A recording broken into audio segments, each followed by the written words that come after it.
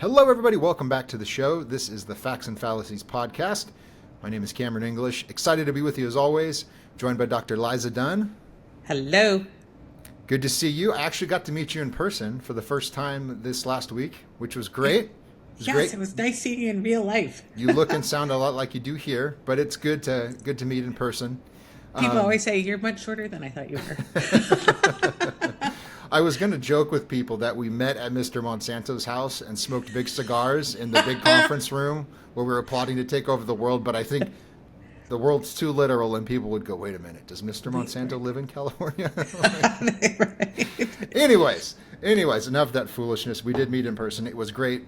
We met at a Mexican restaurant, which is terrific. So no scandalous backroom deals were done. Anyway, we are joined by our special guest, Jon Entine, Executive Director, Publisher of the Genetic Literacy Project, soon to be renamed Science Literacy Project, if I'm not mistaken. Jon, welcome to the show. How are you? Thank you. Glad to be here. Glad you guys are not engaging in nefarious activities behind the scene. Okay, so we've got something a little different, obviously, because Jon being here, this is his second time on the show. He wrote an excellent article. It's on geneticliteracyproject.org. It's called PFAS, Fluoropolymer Panic Shows How the Activist-Tort-Lawyer-Media Complex Threatens a Life-Saving Medical Technology. Jon, I'm going to let you introduce this, but basically what it sounds like we're dealing with is some NGOs and some lawyers that are getting out ahead of their skis once again, exaggerating the risk of a chemical exposure so they can make lots of money. But why don't you fill in the details of what we're talking about exactly? Great, thank you. There's actually a number of layers to this. The overall controversy, and you probably read about it over the past couple of years because it's been a major focus of environmental activist groups, is the controversy over PFAS, which is a stabilizing chemical.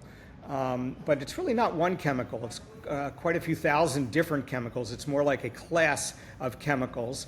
And there is accusations and actually evidence that microparticles of it have ultimately infiltrated water systems around the world. Now you have to understand the reason that it is there is because these substances are used in fire retardant, the chemicals used to control fires. It's also used in Teflon pans. And so the areas where there is problem in the water supplies tends to be near industrial areas. And in the overwhelming majority of the country, it's not an issue at all.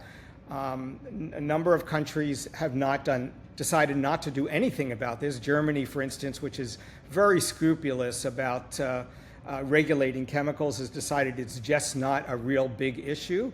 But it's become a focus of activists over the past few years. And they have gone after large companies, DuPont and others, focusing on the water supply and getting large settlements in as much as $10 billion to clean up water supplies. The problem with this is that the evidence that PFAS is actually harmful is not very compelling. Everyone recognizes this. It's what we might call a precautionary kind of regulation. But the other layer to it, which is what I focused on a little bit more, is that there's a subclass of PFAS called fluorocarbons.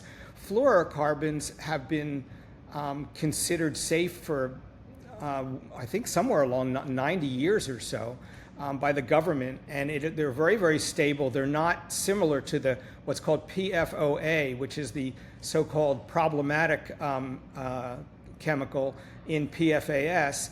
And fluorocarbons are used in medical devices, stents, tubing. They're used in very high-end computer processes. It's used by security and defense industry very, very heavily. And everyone recognizes, even critics of it, even some of the activist critics recognize that lumping all these things together is really not a good idea because you're throwing the baby out with the bathwater. So I'm making the case that PFAS overall the regulations are problematic, but this is triply problematic because everyone recognizes that these are stable and safe. But nonetheless, as you would expect, the environmental movement as a whole, especially the activist end of it, does not make these kinds of nuanced analysis of these things. Many of them, as I noted in my article, are funded directly or indirectly by tort lawyers, and they have targeted companies for suits and also goaded and really shamed, unfortunately, many government organizations, local, state, national, and in other parts of the world, into regulating these and banning these. And it's created quite a crisis, I think, on the PFSA level, but specifically on the fluorocarbon level. And I know Liza has looked into the overall issue. Let's start with that, PFAS in general, and then we can move on to the fluorocarbon debate, which is a subset of that. Liza, if you would, since you're the toxicologist, would you delve into the claims about PFAS in water? Because that's the scandal that everyone is going to right now. My understanding is the levels are so low that they're almost undetectable. But because you can find, one drop in a swimming pool, everyone's got to freak out. So tell us about that. Yeah, so it's really interesting. Once again, like John was saying, these products are everywhere, and these chemistries are everywhere, and they're very critical for some very beneficial things, implants and things like that, and used for in computer equipment, especially to try to prevent them overheating and causing fires. Now, there are claims that I think are not backed up by very solid literature that these things cause endocrine disruption, that these things cause birth defects, neurodevelopmental disorders. There are claims that are made in not well-designed epidemiology study. Well, I won't even say that. In epidemiology studies that show associations between having the chemistry there, they find it in very low levels and detections, and then a particular outcome. And association is not causation in these studies. So I can draw a graph where I can show a perfect correlation between the increase in organic food consumption and autism. That doesn't mean that there's a causal relationship there. Eating organic food does not cause autism, just like exposure to these chemicals doesn't cause autism. But people are very concerned. People are very concerned when they hear that they're exposed to a particular chemical. The most compelling human health claim that I've read out there is that kids who have detections of a small concentration of PFAS in their tissues or in their blood or whichever substrate they're testing have a slightly decreased or a slightly attenuated response to vaccines, so they don't make as big of a robust antibody response to the vaccines. And then there's another study that suggests that there may be a slight elevation of cholesterol in kids who have got PFAS, a low concentration of PFAS in their tissue of. I don't remember if they tested blood or urine or what they tested, but they made an association between the two. Those are not really hard evidence of harm. And so the studies that I've looked at don't suggest to me that kids are in mortal danger from being exposed to this, but that's not how it's reflected in the media. And because of the pressure that people have been putting on regulatory agencies because of this concern, the EPA has dropped the limit to which drinking water can have concentration that drinking water can have in it to a vanishingly low level, which is very hard to achieve. And I think it puts taxpayer dollars and in cities like that are underserved and things like that. I think it's directing taxpayer dollars away from projects that might be actually much more beneficial for children than chasing this. And no, I'm not advocating that there should be toxins in water, but the concentrations are so low that it's not going to cause a human health issue, one. And two, it's very hard to demonstrate that there is an actual human health impact at the doses that they're getting anyway. So I think it's a diversionary thing, and I understand why people are scared, and I'm not trying to minimize their fear, but what I am trying to do is say that there's not good evidence that this is going to cause harm. Liza, there's one other dimension. John, you'd started to talk about. Yeah, go ahead. Let me just add one other element to that before you jump in, Cam, is that most of the problems with it occurred with a type of PFAS that is not even used and hasn't been used for decades.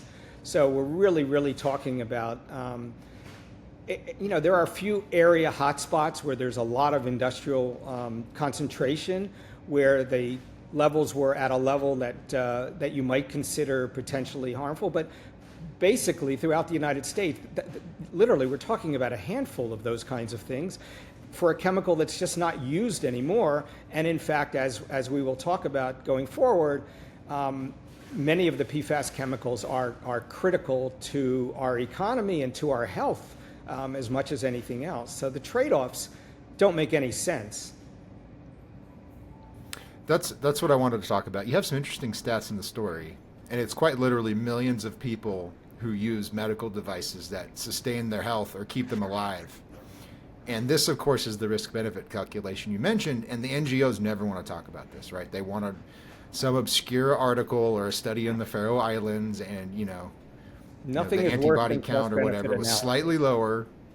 Yeah. So talk a little bit about that, about the benefits that we get from this. Can you hear me okay? Yeah, I guess you can. There's a wide range of medical equipment that uses this, and there is no other substitute ingredient for it. It's one of those rare things, and frankly, again, this is approved by the FDA. It's been regulated. You have European agencies, and Europe is very precautionary, which has actually come out and said, don't throw the baby out with the bathwater. Don't go after fluorocarbons, because they are critical, and there are no kinds of substitutions. Even the French, who are also very paranoid about these kinds of things, they too have exemptions for these.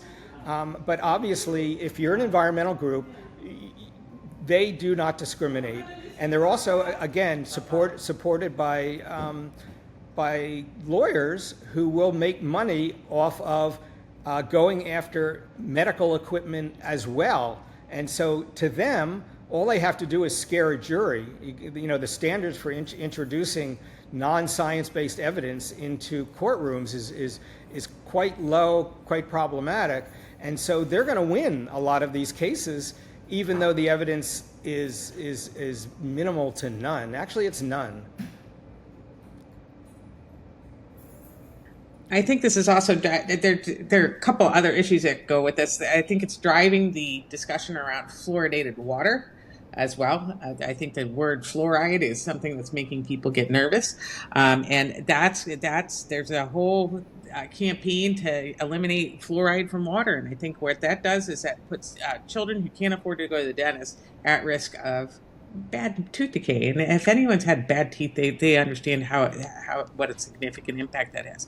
The other thing is, there was this big scare a couple months ago about black plastic, and the claim that black plastic was contaminated because it was recycled. And it's interesting because you've got this whole promotion to try to recycle plastic and recycle things for climate change, but now there's this campaign against recycling plastic because of this Those were PFAS episode.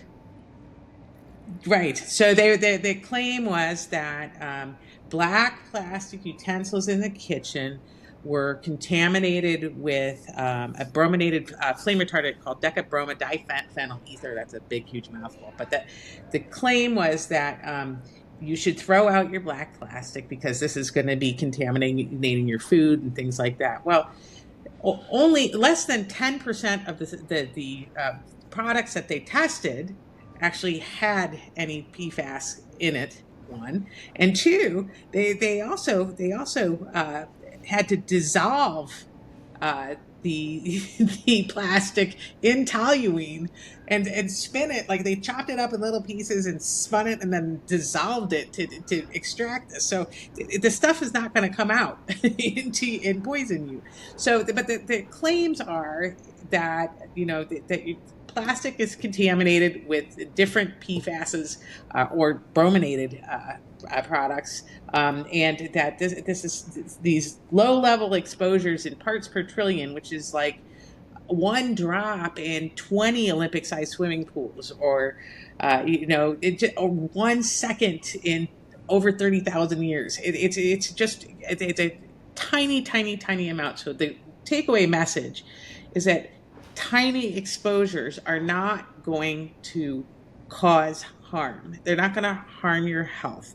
And you don't have to go and throw away all your plastic. You don't have to go and, spend tax dollars on things.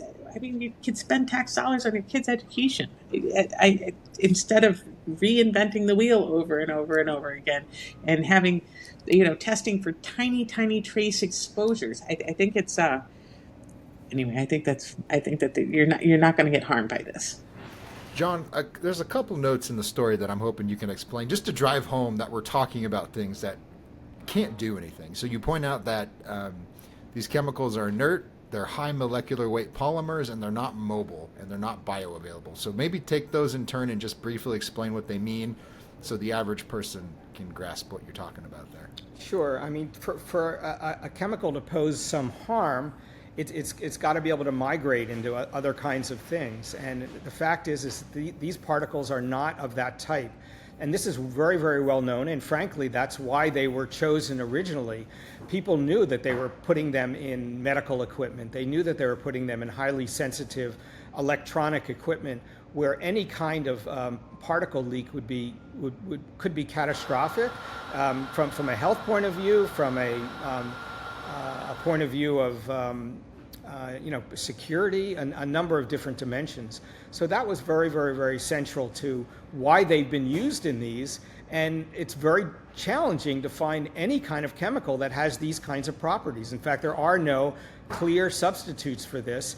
And I think it has everyone in a panic, even though DuPont, among others, has decided to phase out PFAS because they were most responsible for the original production of it when it was not as safe as it has been over the last 20 years or so. They were really not involved in making it for the critical industries as much as some others. Those other industries were panicked when some of these suits started to proliferate. And the medical community was alarmed because, again, there are no substitutes for this. And I think I want to underscore what Liza said. This is, and you too, Cam, the concept of a cost-benefit analysis is something that really eludes the activist community. To them, no matter what the cost is, they believe that something should be banned. And an example of this we've talked about before is glyphosate, which if glyphosate is banned, the alternatives for it, there's no organic alternatives for it, that's for sure. The few that are used are 3 to 4 times more expensive and almost 100% less effective, and they require constant application, unlike glyphosate, which really gets at to the root of the problem. And that time and time again, this kind of absolutist mentality, it works in the courtroom. It scares people. No one wants cancer for sure. And in this case, no one wants to see that their children might be vulnerable to a chemical. And so it's basically a total misunderstanding of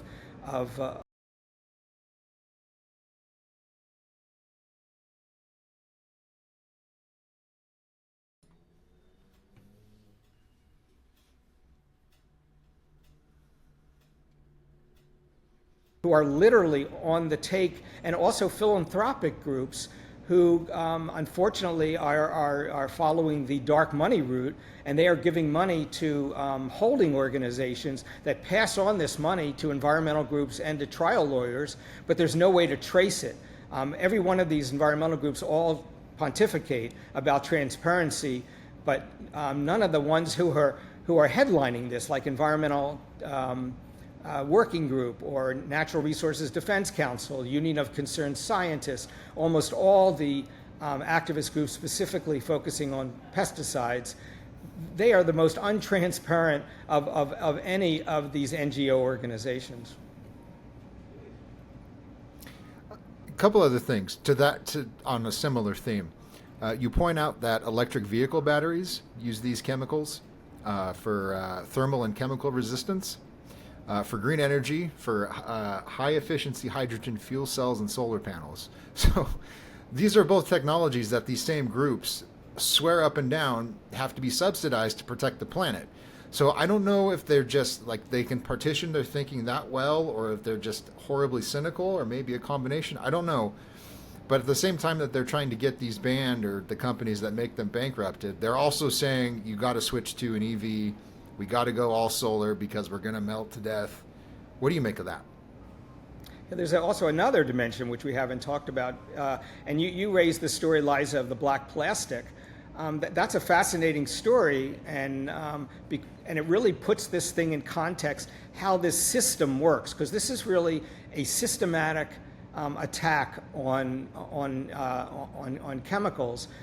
In that case, the so-called study that was done, that Liza is referring to, that was really a very, very poorly executed one. Very few plastics were evaluated. The data was very problematic, and it appeared in a peer-reviewed magazine, a peer-reviewed journal, and it had not been really fact-checked, which is unfortunately where we are right now with a lot of peer-reviewed journals. And it didn't take very long before it was smoked out about how poor the research was, and that the activist group behind it had passed along a lot of this information to tort lawyers, and literally within hours of their journal coming out, there was already lawsuits being filed, and they were all through the internet. And so it was a concentrated and coordinated attack. It was not just, an environmental group is idealistic and we're trying to expose this. It didn't take long to find out that the facts were so egregiously misrepresented. In fact, by a factor of 10 is what they found out in terms of the risk. So when you actually recalculate their own data, it was not even harmful from the distorted lens that they were looking at this through. The journal pulled the article, and the article is in a number of scientific databases, and the most prominent databases essentially delisted the journal itself. That again, there's so many places you can shop these kinds of articles around, and this was what's called a pay-for-play journal, meaning all they have to do is buy their way into the journal. They have to agree to donate, so to speak, $3,000 or $4,000 to it, and the journal will print anything, and the peer review is non-existent. And yet, if it has a profound-sounding name, journalists, as in this case, immediately pick it up, put this all through the internet, and suddenly it's the biggest story going, and suits proliferate. This is the scheme, unfortunately, that is going on with PFAS and also for fluorocarbons. Liza, maybe you have some other examples. How do we? I'm sorry. Go ahead. No, it's okay. I didn't mean to cut you off. I was going to ask both of you. What do we do about this, if anything? Are we just dependent on some federal judges upholding the Daubert standard? So, might as well. Maybe you can explain the Daubert standard, Cam, or Liza. One of you two could explain that. That would be helpful. Yeah, either one. Cam, do you want to go ahead and explain it? Very, very simply, it's supposed to be a measure that federal courts use for admitting an expert witness into a lawsuit. So ideally, a federal judge would look at someone from Environmental Working Group or one of a handful of activist experts and look at their resume and go, "Oh, so your job is to show up in courts like this and make scary claims." Okay, you're not allowed, right? Ideally, the expert should have to present a body of evidence that validates the claim that's being made in court. But so often that is not the case. That's just basically what it is. It's a standard of evidence. Shop jurisdictions and find judges that have a history of letting in activist claims. There's obviously there's one in California, there's one in St. Louis, there's one outside of Chicago. And that literally what tort lawyers do is they shop jurisdictions and they shop judges.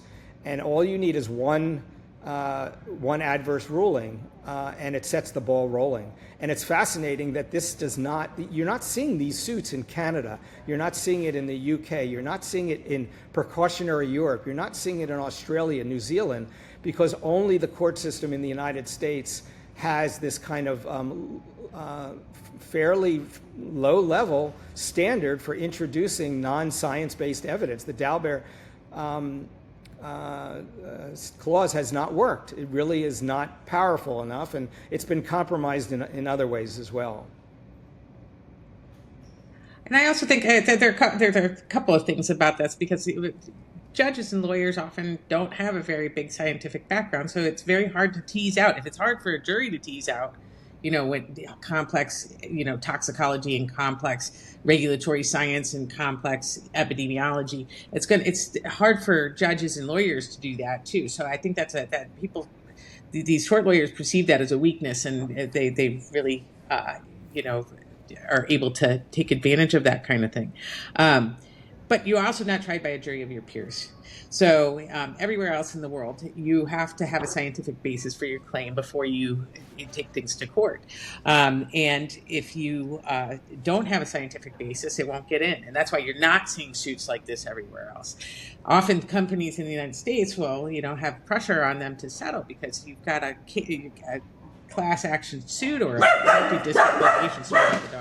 multi-district litigation that is, with 125,000 people that are making the claim that they've had been exposed in some cases. And there'll be pressure on the companies then. They say, you can't have 125,000 people take this to court because you'll flood the court system. We won't be able to do criminal trials or anything else. So you've got to settle. And so companies will settle because a judge has indicated that this is just not tenable to have this many people burdening the court system. And so companies settle, and the shareholders see the price come down because of the number of lawsuits, and so there'll be pressure from the shareholders to settle as well.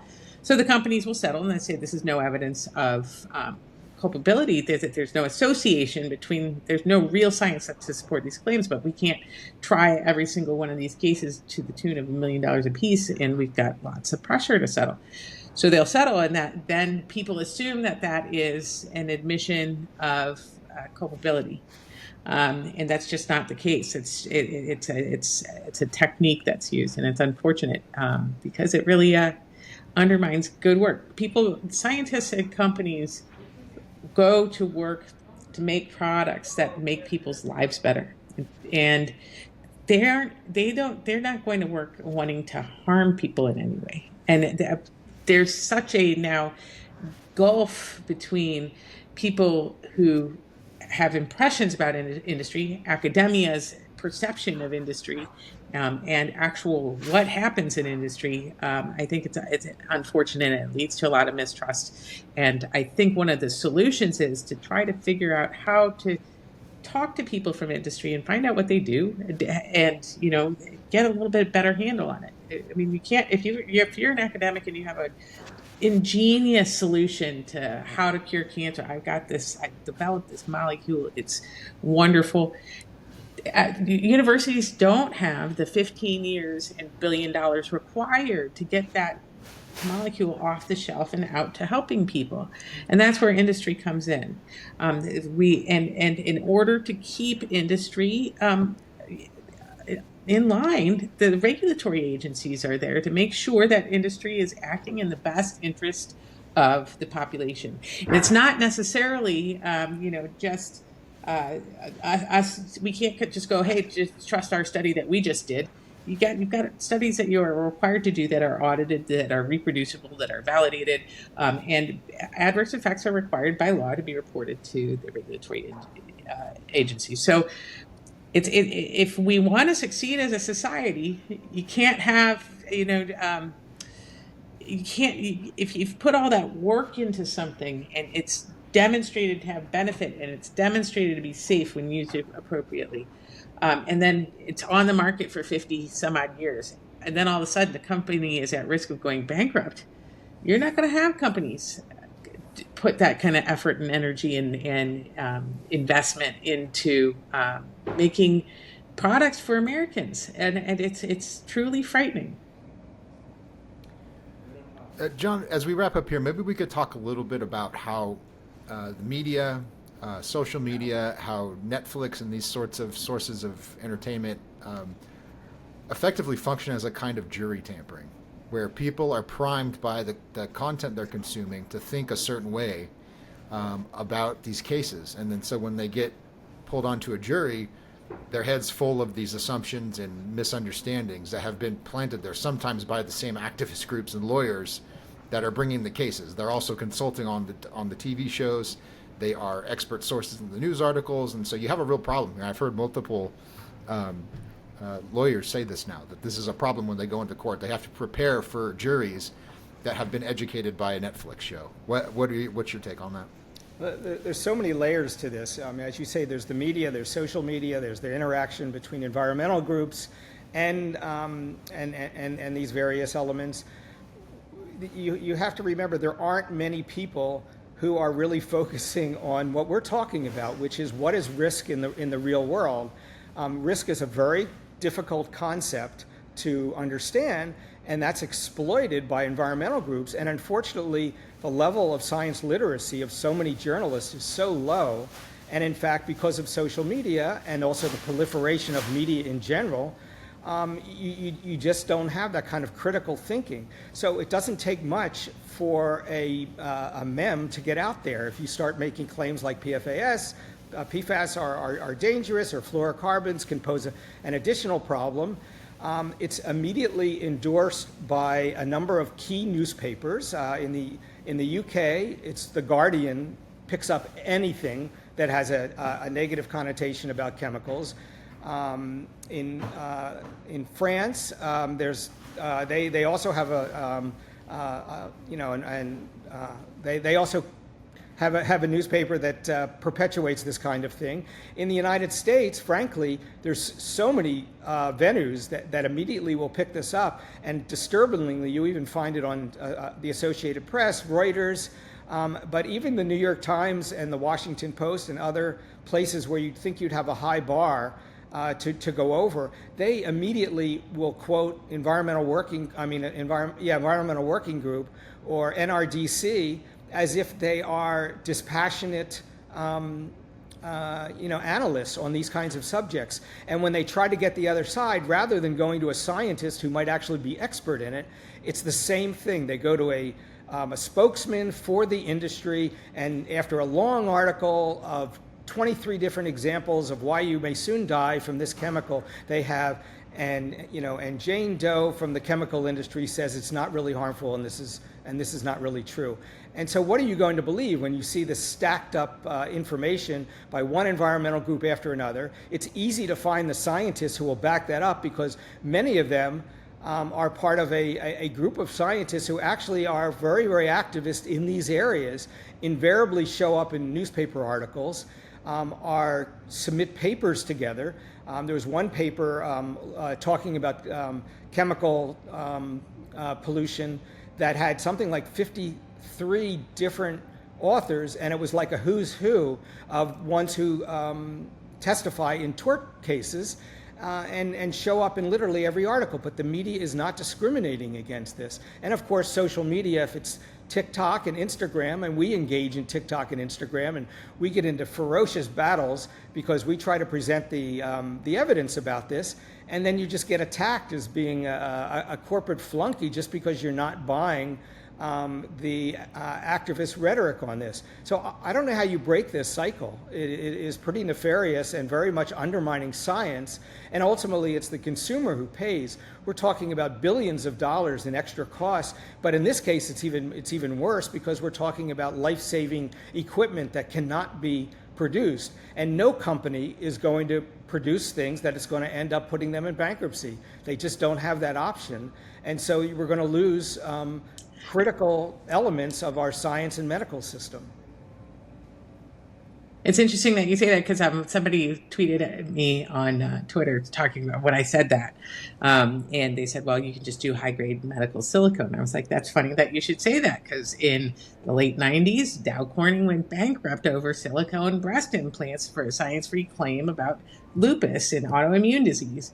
And so there were some real discussions about whether or not companies were going to produce silicone, really critically life-saving silicone implants like shunts for hydrocephalus when babies get too much cerebrospinal fluid on their brains. Well, is that worth making that if they 20 years, 30 years later are gonna bankrupt us?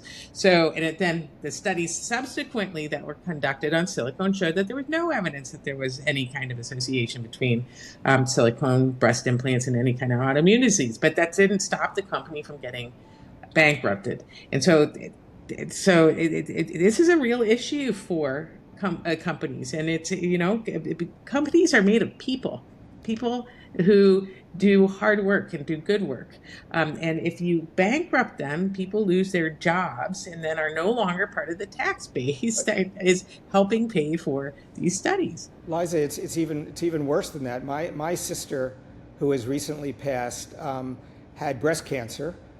Related to other problems because as an Ashkenazi Jew, she inherited the breast cancer mutation. She was advised by her doctor that there's a danger in putting in silicone breasts and put in water ones, which were disastrous over the years. And it took 15, 17 years after health problems related to them, aesthetic issues involving it, before the tide turned and we got more information about silicone breast implants. And before she ended up getting a second bout of breast cancer and then ultimately pancreatic cancer, she did have them replaced. But she went through 15 years of hell. So this is not just sympathy for companies. This is sympathy for people who, because of the banning of devices or chemicals that actually have a proven value to it, because we impose the precautionary principle on these kinds of things, and no one looks about the benefits versus the potential negatives of these things, you have victims, and victims really are all through society.